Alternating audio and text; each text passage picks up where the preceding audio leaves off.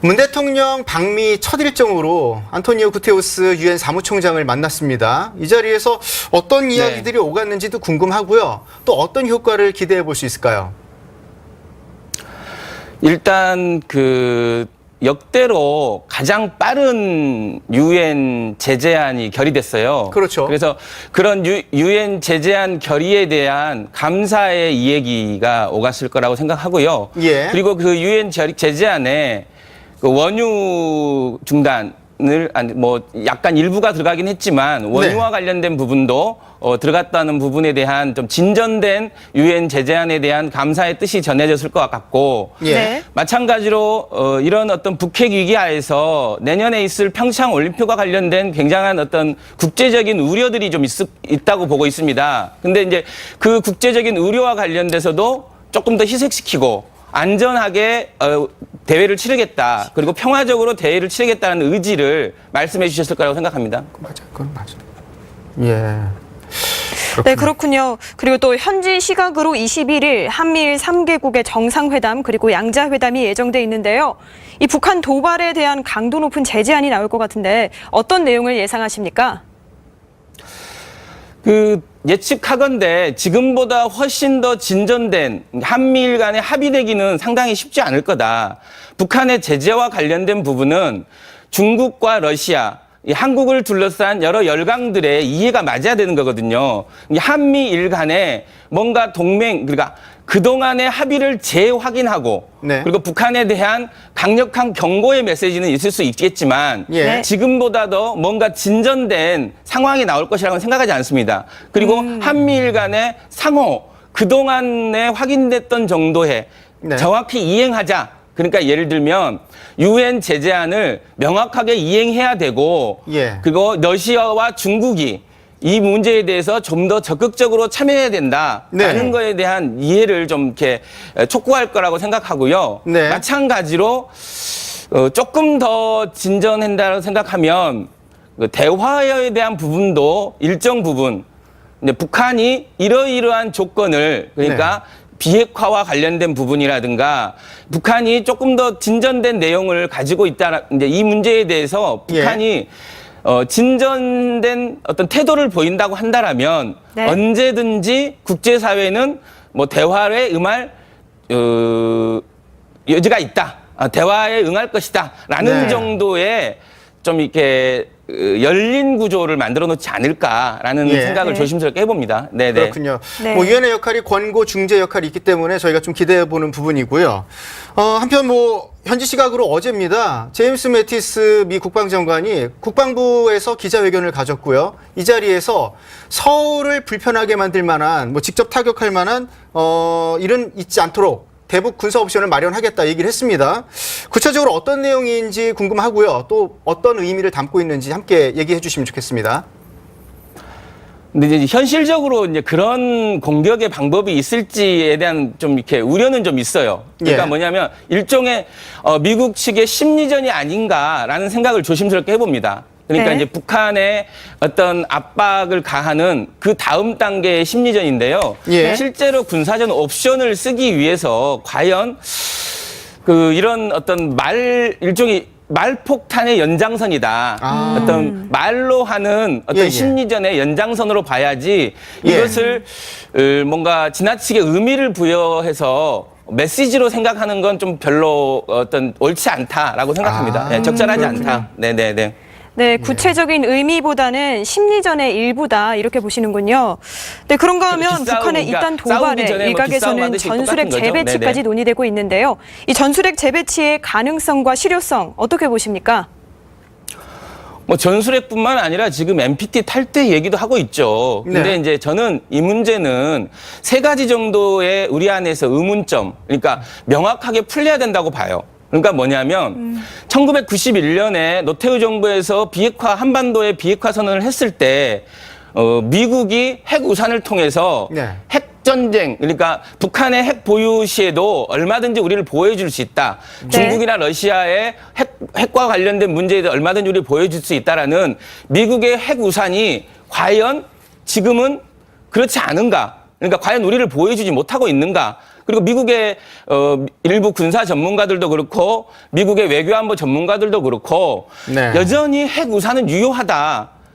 그런데 이제 이 상황에서 굳이 분란을 만들면서 전술핵을 우리가 배치를 해야 되느냐. 네. 실효성에 대해서도 이게 전술핵의 실효성에 대해서도 상당히 많은 사람들이 우려를 표하고 있죠. 예. 근데 그런 부분하고 우리 한반도에 전술핵이 배치가 되면 일본이 반드시 핵무장을 하겠다 그럴 겁니다. 어. 네. 그러니까 북한도 핵을 가지고 있고 남한도 대한민국도 핵을 갖고 있는데 불안해서 못 살겠다. 우리 일본도 핵을 가져야겠다라는 얘기를 할 거예요. 그럼 과연 그 문제에 대해서 우리는 얼마나 준비가 돼 있냐. 그러니까 일본의 핵무장을 우리가 용인할 수 있느냐라는 부분하고 NPT 탈 때나 핵을 우리가 갖게 되는 것은 어떤 또 의미가 있냐면 북한은 폐쇄적 나라이기 때문에 예. 좀 네. 굶어도 돼요.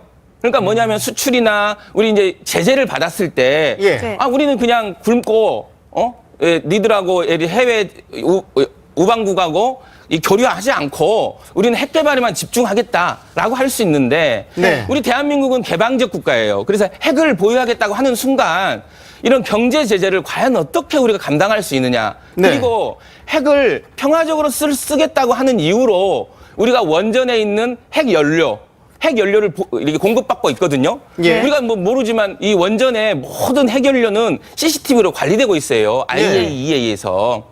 그래서 과연 우리가 핵을 관련해서 NPT를 탈퇴하고 핵 예. 보유국이 되겠다라고 그랬을 때 그 네. 핵 연료를 주지 않고 원전이 폐쇄되고 그리고 마찬가지로 평화적으로 핵을 쓰는 데가 CT 촬영이나 엑스레이도 있어요. 그래서 네. 과연 이런 그 위기 위험을 이런 우리가 안 해야 될 위험을 우리가 감당할 수 있느냐 네. 라는 거에 대한 검토가 좀 필요한 것 같아요. 너무 쉽게 전술핵이나 NPT 탈퇴를 얘기하는 건 예. 정말로 이 상황을 진실을 호도하는 것이다라고 생각하고 네. 있습니다. 그렇군요. 지금 저희는 봤더니 뭐 트럼프 대통령이 국제 무대에서 많이 활동을 하는 것 같아서 좀 유엔 총회에도 먼저 갔겠거니 했지만 사실 문재인 대통령과 똑같이 유엔 총회에 입성한 거는 이번이 처음입니다. 그렇기 때문에 트럼프 대통령이 어떤 발언을 내놓을지 기조연설에 대한 기대가 있고요. 또 정상들과 어떤 이야기들을 풀어갈지에 대한 관심사가 있거든요. 어떻게 전망하십니까? 아마 이제 미국은 아마 국제 무대에 가장 이제 처음으로 이제 등장하시는 거고 예. G20 이후에 이제 전체 전 세계적인 국가에게 메시지를 전하는 건 처음이라고 생각하는데요. 예. 네. 이제 트럼프 대통령은 대통령으로 당선됐을 때는 이제 아메리칸 퍼스트라 그래서 네. 미국 중심주의를 굉장히 강조를 했죠. 네. 근데 이제 국내의 내치가 그러니까 이제 뭐 러시아와의 어떤 여러 가지 그 당선 과정에서의 문제 등으로 인해서 트럼프 대통령이 탄핵 위기까지 몰렸지 않습니까? 네. 아시다시피 지금 현재도 논의가 되고 있는 거고. 네. 근데 네. 아마 이제 이것을 이제 외치로서 그러니까 바깥의 위험으로서 안에의 내부의 어떤 문제 그리고 허리케인 문제도 최근에 있었고요. 네. 그래서 그런 것을 이제 극복해 보려고 하는 그래서 이제 조금 더 어떤 세계의 경찰 국가로서 이제 네. 원래 대통령이 당선되기 때는 경찰 국가로서 포기하겠다라는 거나 마찬가지였거든요. 왜 우리가 유엔을 이렇게 돈을 많이 내고 유엔을 유지해야 되고 네. 유엔이 우리를 위해서 무엇을 해줬느냐라고 이제 비난을 했던 분이세요. 대선 네. 과정에서. 근데 이제 어찌됐든 지금 국제적인 위기 상황에서 네. 북핵의 위기를 내치와 관련된 문제를 조금 더 조금 잠잠하게 만드는 예. 이유로 만들지 않을까 해서 좀 지금까지와 비슷하게 되게 강한 제재와 압박 그러니까 외교보다는 강한 제재와 압박을 제한하지 않을까. 그리고 네. 유엔이 이 부분에 대해서 이런 제재를 이행하는 거에 대해서 명확하게 좀 이렇게 관리하고 감독해달라라는 네. 것을 당부하지 않을까라는 생각을 좀 해봅니다. 그렇군요. 마침 어제 그 도널드 트럼프 대통령하고 시진핑 중국 국가수석이 이렇게 주석이 전화 통화를 했습니다. 그러면서 대북 제재에 압박을 가하겠다 이렇게 합의를 좀 한 걸로 나오는데 사실 최근에 렉스 틸러슨 미 국무장관이죠. 예, 그리고 추이티엔카이 주미 중국 대사 설전이 오갔습니다. 그러니까 북한과 미국의 관계에서 만들어 놓은 그 위기론을 왜 우리한테 떠넘기냐 뭐 이런 식의 어떤 설전이 오간 거거든요. 참 어느 정도 고비를 좀 넘겼다고 보시는 건지 아니면 아직도 많은 문제들이 좀 산재해 있다고 보시는지 궁금한데요. 미국과 중국 간에 굉장한 기싸움이 있는 거죠. 예, 굉장한 미중 간의 기싸움이 있는 거고 그 예. 과정에서 이제 두 분의 어떤 설전이 있었는데요. 저는 이제 오늘 그 트럼프가 시진핑하고 통화한 건 예. 본인의 이제 유엔 연설을 앞두고 네. 중국도 일정 정도 이제 사전 정지 작업이 아닐까. 그러니까 뭐냐면 시진핑하고 러시아의 푸틴은 시진핑하고 러시아의 푸틴은 오지 않았어요. 유엔 네. 지금 총회에. 네. 그래서 현장에 없는 그리고 가장 큰 이해 당사자인 시진핑과 통화를 통해서 내가 오늘 유엔에서 이야기할 내용을 사전에 조율하고 정지 작업을 거쳤다라는 모습을 보여주려고 하는데 저는 중국은 굉장히 원론적인 얘기를 했을 거라고 봅니다. 네. 여전히 중국은 북한 문제와 관련돼서 본인들의 주도력을 놓고 싶지는 않아요. 그리고 마찬가지로 어떤 미국 주도로 가는 이 일방 통행에 대해서도 별로 마뜩창하고 있다라고 저는 생각해요. 다만 지금 시진핑은 현재 이제 가장 중요한 인민회의를 지금 주재하고 있는 거잖아요.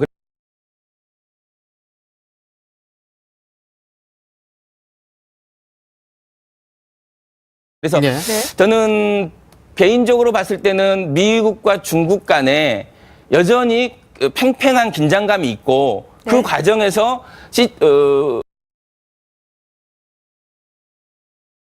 지금 트럼프가 유엔 총회 연설 전에 사전 정지 작업의 일환으로 시진핑과 통화를 해서 본인의 어떤 도를 좀 그렇군요. 네, 이 미래뿐만 아니라 또 우리와 중국과의 관계도 굉장히 경직돼 있는 상황인데요. 여러 가지 난제 속에서 우리가 중국에게 이 북한의 비핵화 공조 협상을 이끌어내기 위해서는 좀 어떤 방안이 필요할까요? 굉장히 전 그 부분은 되게 어려운 부분인데요. 이제 그동안 사실 사드를 배치하는 과정에서 저는 이제 사드가 중국의 이해에 그렇게 굉장히 침해를 하는 것이냐 라는 거 봤는데 중국은 이 부분을 저희가 생각했던 것 이상으로 반응을 하셨어요. 네. 중국 그 당국이. 그건 뭐냐면 한반도의 문제와 관련돼서 중국의 허락 없이는 어떤 것이 벌어지는 것에 대한 중국의 불편함을 얘기한 거고 네. 본인의 한반도 문제와 관련된 주도력을 좀 보여주려고 했던 거죠. 그런 과정에서 사드가 이제 임시 배치가 됐지 않습니까? 네. 그랬을 때 중국은 상당 부분 이 경색된 상황을 유지를 하려고 하겠다는 예. 의지가 좀 강할 것 같다는 생각입니다. 그래서 뭔가 다른 계기가 있지 않으면 네. 그러니까 예를 들면 우리 지금 여당이 얘기했던 북미 간의 대화를 해라. 라고 권고를 하고 있는 거잖아요, 지금. 북미 대화에 대해서도 조금 더, 뭔가 진전됨이 있었으면 좋겠다라는 얘기를, 유엔에 가시기 전에 했는데, 이런 어떤 그 장의 변화, 새로운 상황의 변화, 네. 계기의 변화가 없으면 중국과의 관계의 진전은 네. 상당 부분은 좀 어렵지 않을까라는 생각을 조심스럽게 해봅니다. 예. 네. 이제 러시아와의 외교 더 중요해지지 않았나 싶은데요. 어느 정도 전략이 좀 필요하지 않겠습니까? 이미 그 지난번 블라디보스토크 가셔갖고 이제 러시아와 관련돼서 확인을 했지 않습니까? 서로 네. 간의 입장 차이를. 근데 러시아는 아무래도 그 중국보다는 덜 이해 당사자이기 때문에 조금 더 어떤 협력과 공조를 강화해야 되는데 네. 이미 푸틴은 그 제재와 압박보다는 대화가 가장 큰 중요한 수단이다. 평화를 통한 이 문제 해결이 가장 중요하다라고 입장을 밝혔어요, 본인이. 그래서 예. 이 문제와 관련돼서 어떤 우리는 러시아와의 협력을 위해서 네. 지속적으로 설득을 해야겠죠. 예, 지속적으로 설득을 하고 아까도 말씀드렸듯이 예. 저는 북미 간의 대화에 대해서 러시아도 이미 입장 표현을 한 거죠. 네. 중국도 마찬가지고. 그래서 조금 더 어떤 북미 간의 대화와 관련된 내용들이 조금 더 적극적으로 진행됐으면 하는 바람이 있습니다. 네. 네. 이제 유럽연합 같은 국제사회에서의 어떤 동의도 얻어내야 되는데요. 이번 기회를 통해서 우리가 어떤 나라들을 전략적으로 좀 더 만나서 협의해 나가야 될지도 궁금한데요. 사실 이 문제와 관련돼서 저는 이제 지금 그동안에 해왔던 육자회담 당사국들, 네. 그러니까 이제 중국, 러시아, 미국, 일본, 이 정도가 이제 핵심 당사국이고, 네. 굳이 이제 조금 이 문제의 협력과 우리의 이제 지지와 우리가 갖고 있는 대북 문제, 북핵 해결 방안에 대해서 조금 더 지지를 얻기 위해서는 네. 유럽연합의 어떤 독일이나 프랑스 이런 나라들과의 어떤 우리의 뜻을 정확하게 전달하는 게 중요하겠다. 그러니까 네. 국정 운영도 소통이 중요하듯이 예. 외교도 소통이 굉장히 중요하다라는 생각을 합니다. 네. 네, 그렇군요. 한편 오늘 문재인 대통령은 토마스 바이 IOC 위원장도 접견하는데요. 북한의 연이은 도발로 인해 이 국제사회가 긴장하고 있는 가운데 이 북한의 평창 동계올림픽 참여 논의가 활발합니다. 네. IOC는 어떤 입장인가요? 지금 IOC에서 이제 그런 얘기 했죠. 북한이 원한다면 이제 참가를 하는 일종의 지금 동계올림픽에 참여를 하기 위해서 사전에 이제 예선전을 하는데 그 예선전이 다 끝난 거죠, 지금. 내년에 이제 참가 출전국과 출전 선수가 다 결정이 됐어요. 근데 이제 그거에 대해서 특별하게 어떤 옵셔너리하게 어떤 선택적으로 북한의 선수들이 참가를 원한다면 출전도 고려해 볼 수 있다. 라고 얘기했고, 최근에 이제 반기문 사무총장이 IOC의 윤리위원장으로 선임된 것은 굉장히 어떤 중요한 모멘텀은 될 수 있지 않을까라는 생각하는데, 다만 여전히 지금 한미일 간의 제재와 압박 국면에서 네. 현재 어떤 스포츠나 어떤 정치 이외의 것으로 교류하는 거에 대해서 어떻게 생각할지, 국민들이 어떻게 생각할지, 아니면 미국과 일본은 어떻게 생각할지에 대한 아마 의견을 좀 타진해야 되지 않을까라는 생각하고요. 최근에 좀 한미일 간에 약간 균열이 있었던 것이 어떤 북한의 어떤 대북 지원과 관련된 부분이었지 않습니까? 네. 그런 것처럼 자칫하다가 뭐 한국이 중심에서 이제 너무 앞서가다 보면 그런 한미일 간의 묘한 이제 균열로 느껴질 수 있어서 이 문제도 오늘 어떤 유엔에서 충분하게 의견을 교환하고 나서 진전이 시키는 게 좋지 않을까라는 생각이 듭니다. 네. 유엔 총회 참석차 미국을 방문하고 있는 문재인 대통령인데요. 첫날 일정으로 현지 동포들을 만났습니다. 문 대통령의 주요 발언 내용 직접 들어보겠습니다. 동포 여러분 반갑습니다.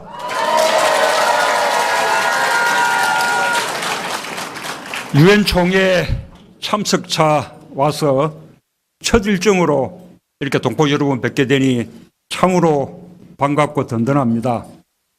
동포 여러분 응원 덕분에 이번 순방도 큰 성과를 거두지 않을까 그렇게 생각합니다. 이 가을이 지나서 겨울이 오면 평창 동계올림픽과 패럴림픽의 성대한 막이 오르게 됩니다. 역설적이게도 마지막 남은 분단국가 대한민국에서 열리는 대규모 스포츠 행사가 언제나 국제적인 평화와 화합의 장이 되어왔습니다. 1988년 서울올림픽에서는 동서양 진영이 화합해서 냉정구도 해체에 크게 기여를 했고, 또 2002년 월드컵에서는 한일 관계의 미래지향적 협력이 있었습니다. 스포츠의 힘과 함께 평화와 민주주의를 향한 우리 국민들의 열망과 저력이 만들어낸 기적입니다.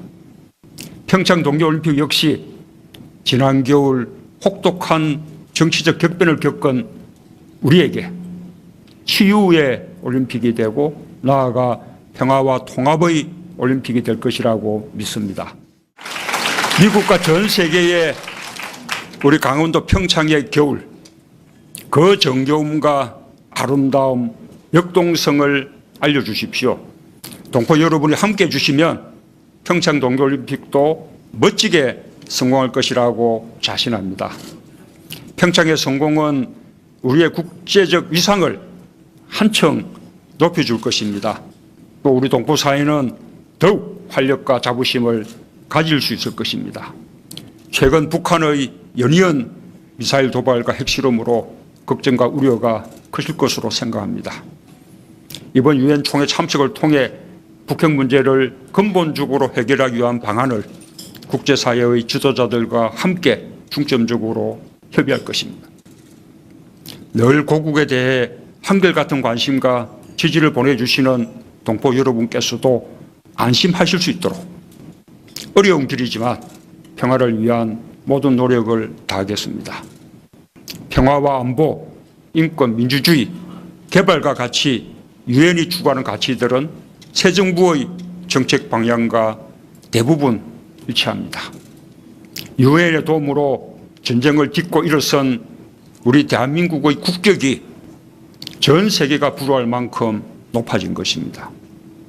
이제 기후변화, 포용적 성장과 사람 중심 경제와 같은 어제에 있어서는 대한민국이 선도적으로 논의를 이끌어가고 있습니다. 앞으로도 국제사회의 책임 있는 중견국가로서 더욱 우리 동포 여러분의 자랑이 되도록 하겠습니다. 마지막으로 이영만리에서 동포 여러분들이 온갖 역경을 이겨내신 것처럼 조국도 완전히 새로운 대한민국, 나라다운 나라로 여러분들의 성과 지지에 보답하겠다는 약속의 말씀을 드립니다. 동포 여러분의 지혜와 주력도 함께 모아서 자랑스러운 대한민국을 반드시 만들어 나가겠습니다. 다시 만날 때까지 늘 건강하고 행복하십시오. 감사합니다.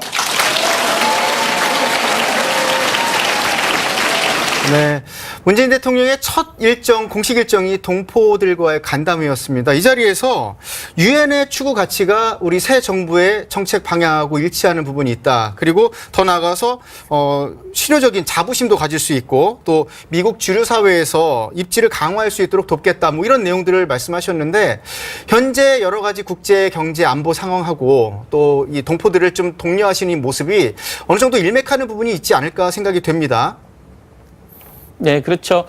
지금 아마 북핵 문제나 한반도의 위기 상황으로 가장 걱정하시는, 그러니까 우리 내부적으로는 의외로 조금 침착하게 대응하고 있는 것 같은데, 예. 이제 밖에서 계시는 분들이 자꾸 전화도 오고, 네. 왜 어떻게 되고 있냐라고 궁금해하는 건 사실이지 않습니까? 그렇죠. 그래서 이제 그 동포 사회에 가셔서 잘 관리되고 있고, 여전히 어떤 큰 문제는 아니지만 네. 열심히 이 문제를 해결을 위해서 이제 북핵이나 어떤 한반도의 평화 체계, 한반도의